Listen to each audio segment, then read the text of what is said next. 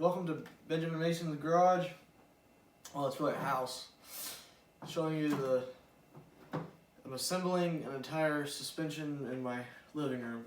Just kidding. I'm not really gonna put it all together here. I'm just showing you. I'm pressing the ball joints in here because you can do that inside. Here's the lower control arm. And then there's the hub assembly. And here's the CV axle. As you can tell, this whole thing spins all at once. It spins the hub, and then this goes on the rotor.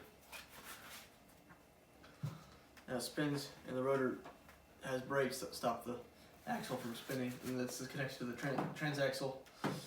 This is connected to the transaxle, which is connected to the transmission. This is heavy. Is that pretty cool? You can do all that. And then ABS. This knuckle is the centerpiece of the suspension. I just had a new hub pressed into the knuckle. Might as well get it out of the way while I'm taking the suspension apart so I don't have to come back in the suspension on the Subaru.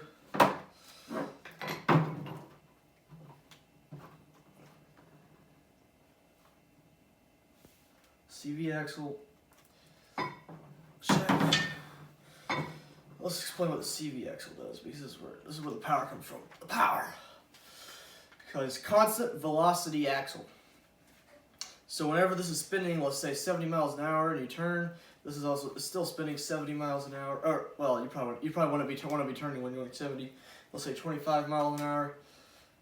Then you turn. It's at a constant velocity, a constant rate.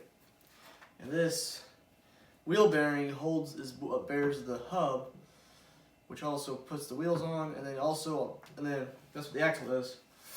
That's a very important part.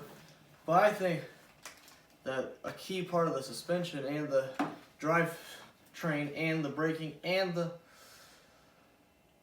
steering system is the steering knuckle, because everything connects to the steering knuckle.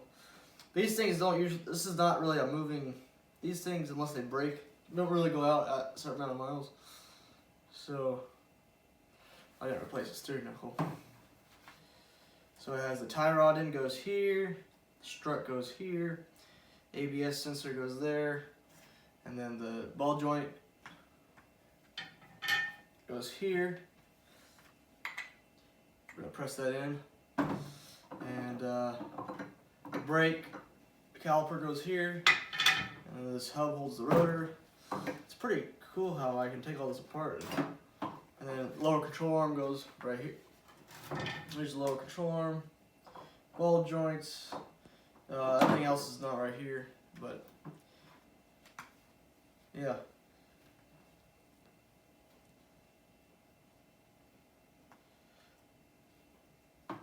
It's pretty cool.